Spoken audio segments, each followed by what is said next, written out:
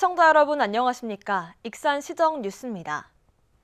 철도 교통 중심지인 익산에는 사용하지 않는 전라선과 장항선 구간이 있습니다.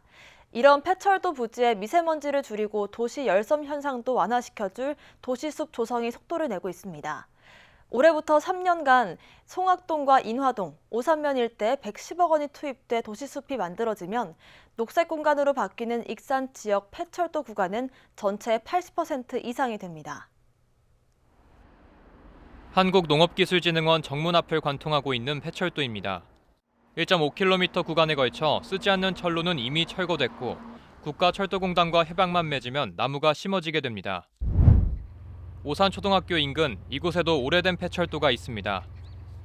2km 구간에 걸쳐 도시숲을 만들기 위한 실시 설계가 올해 추진됩니다. 또 다른 도시숲 조성 대상지는 인화동 일대 폐철도 1km 구간입니다. 이처럼 익산의 거미줄처럼 뻗어있는 전라선과 장항선 폐철도 부지를 도시숲으로 바꾸기 위한 움직임이 속도를 내고 있습니다.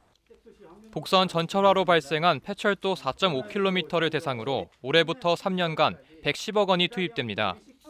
전체 계획 면적 11헥타르에 도시숲이 만들어지면 미세먼지 발생을 줄이고 도시 열섬 현상 완화에 도움이 될 전망입니다. 총 사업비 110억을 투입하여 11헥타의 기후 대응 도시숲을 조성하여 우리 시민들의 삶의 질을 높이는 쾌적한 정주 여건을 조성토록 하겠습니다.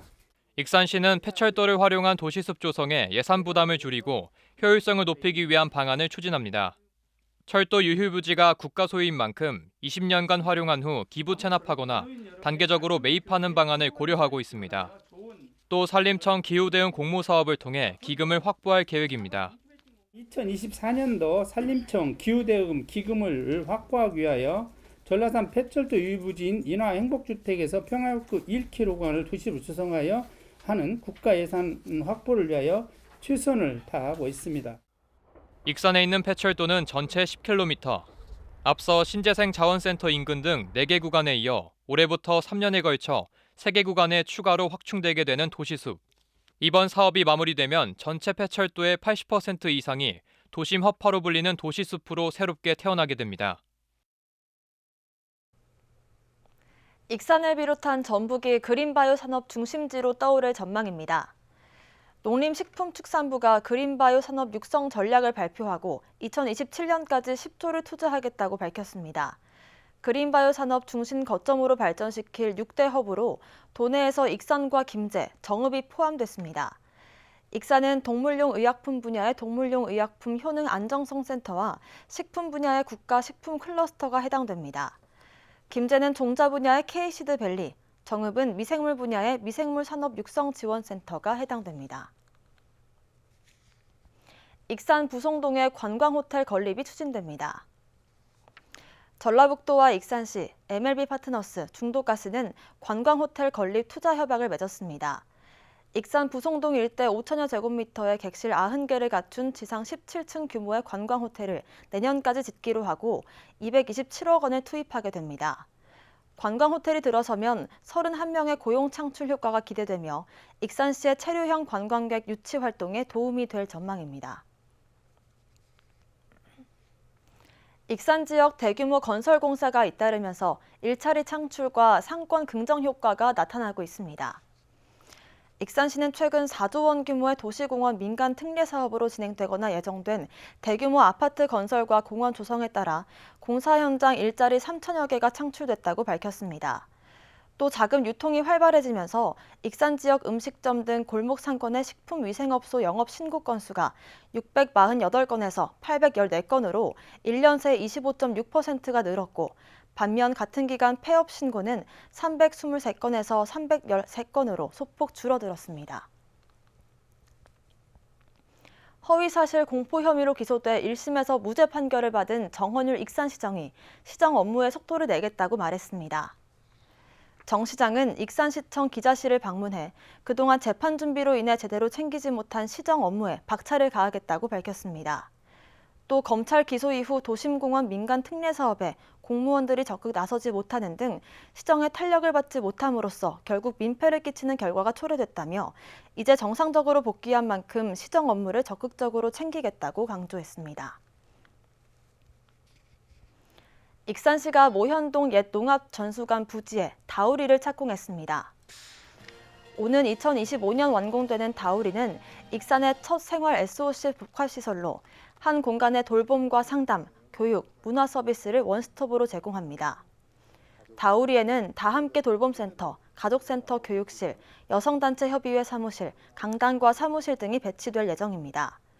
입주시설과 단체는 익산시 가족센터, 익산시 여성회관, 다함께 돌봄센터, 익산시 여성단체 협의회 등 모두 4곳입니다.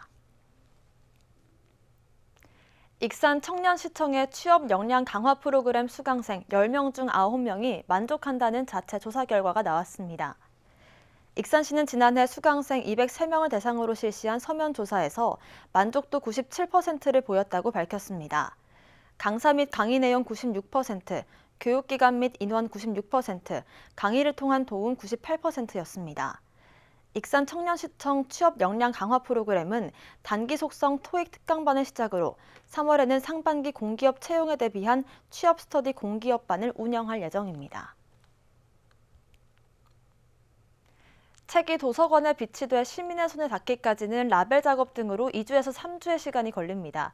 이 때문에 읽고 싶은 신간 도서가 있어도 막상 도서관에 구비되어 있지 않아 불편했던 적 있으셨을 텐데요. 이제는 동네 서점에서도 원하는 책을 빌려볼 수 있습니다.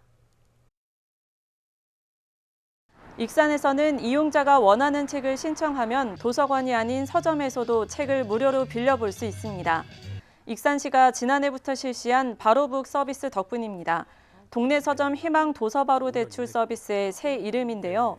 바로북 서비스는 도서관에서 시민에게 책이 닿기까지 최소 2-3주의 시간을 단축하기 위한 고민으로 탄생한 서비스입니다.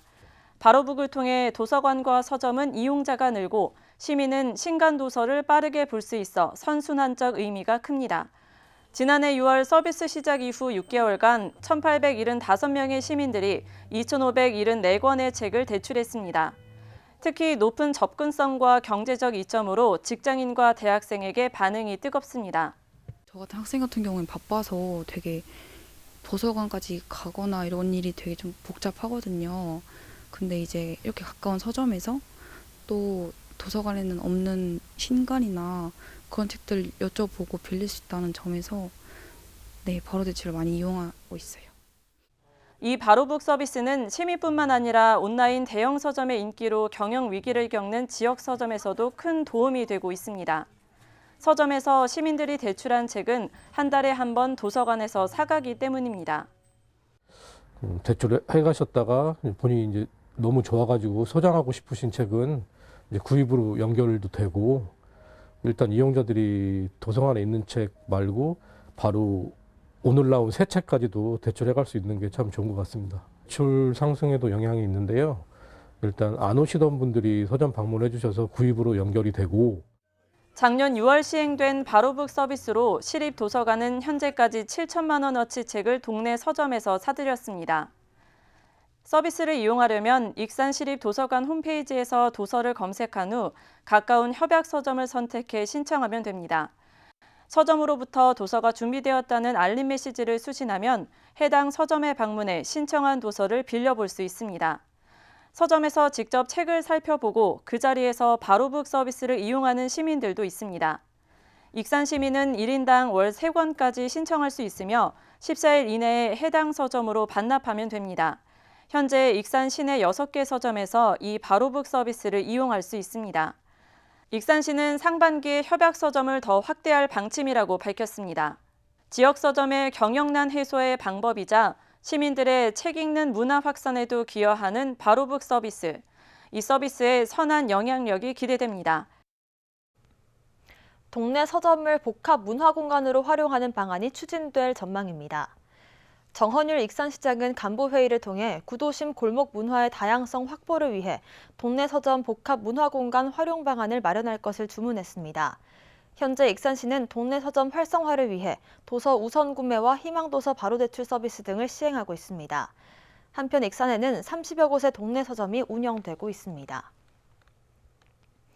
익산시 여성회관이 문화예술 전문 강좌를 대폭 확대 운영합니다.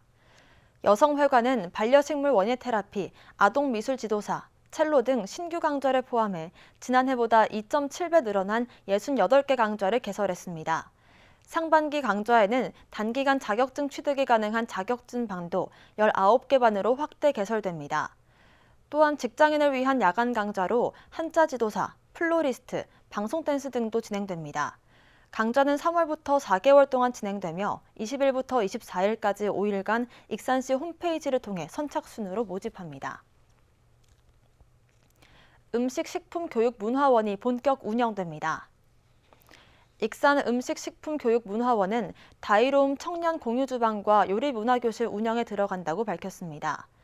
다이로움 청년 공유주방은 청년의 외식업 창업을 돕기 위해 1년 단위 순환 점포로 운영됩니다. 이들 점포는 점포 운영 관련 교육과 컨설팅을 받을 수 있습니다. 지난해 1기로 선발된 예비 창업자 3명은 사업자 등록증을 내고 청년 공유주방에서 점포를 운영하고 있습니다. 요리문화교실은 오는 3월부터 창업 준비반과 취미 요리반으로 나눠 운영됩니다. 제28회 익산 시민대상 후보자를 추천받습니다. 익산시는 문화체육, 산업, 사회봉사, 효행 등 7개 부문에 대한 후보자를 추천받는다고 밝혔습니다. 추천은 지난 15일부터 3월 27일까지로 대상은 후보자 추천일 기준 주민등록지가 지역이거나 주민등록상 5년 이상 거주한 시민입니다. 추천된 후보자들은 부문별 심사위원회, 전체 심사위원회 심의를 거쳐 최종 수여자를 선발하게 됩니다. 한편 시민대상 시상은 오는 5월 제28회 익산 시민의 날 기념식장에서 진행될 예정입니다. 익산에서 이달 한 달 동안 전국 규모 대회 2개가 잇따라 개최됩니다. 익산시는 제2회 한국초등학교 태권도 연맹 개인 선수권 대회와 제1회 코리아 펜싱클럽 챔피언십을 개최한다고 밝혔습니다. 제2회 한국초등학교 태권도 연맹 개인 선수권 대회가 18일부터 22일까지 익산 종합운동장 실내체육관에서 2천여 명의 선수들이 참여한 가운데 열립니다.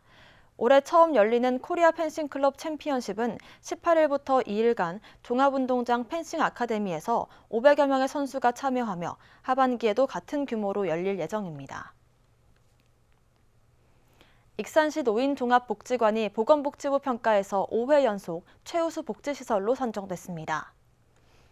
익산시 노인종합복지관은 전국 211개 중 최우수 기관으로 선정돼 보건복지부로부터 700만 원의 인센티브를 받게 됐습니다. 복지부는 지난 2019년부터 3년 동안 사회복지시설 1,885개소의 운영 및 서비스 수준을 평가해 1,202개소의 우수시설을 선정했습니다. 다음은 읍면동 소식입니다.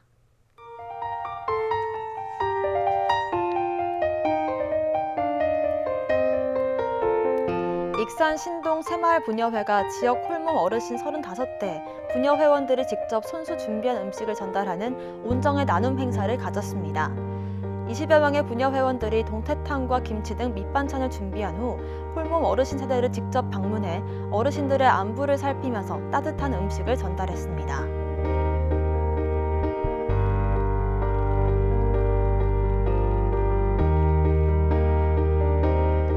익산시 영등 2동 지역사회보장협의체가 취약계층 청소년의 꿈을 응원하는 나에게 희망 장학금 지원 사업을 추진했습니다. 지역 내 중고교 학생 28명에게 장학금 750만 원을 전달했습니다.